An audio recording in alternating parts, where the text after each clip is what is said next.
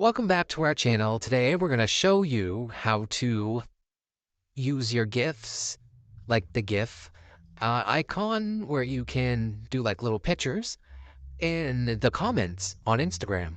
So we're going to click the Instagram app and we're going to find a video or photo and we're going to click comment. And as you can see, the GIFs are all right here. You just click this. Usually you got it. Everyone pretty much got it now, but I feel like some people didn't get it yet. They're still rolling it out to some accounts, but I do have it. Press the GIF, and then you can just search any GIF.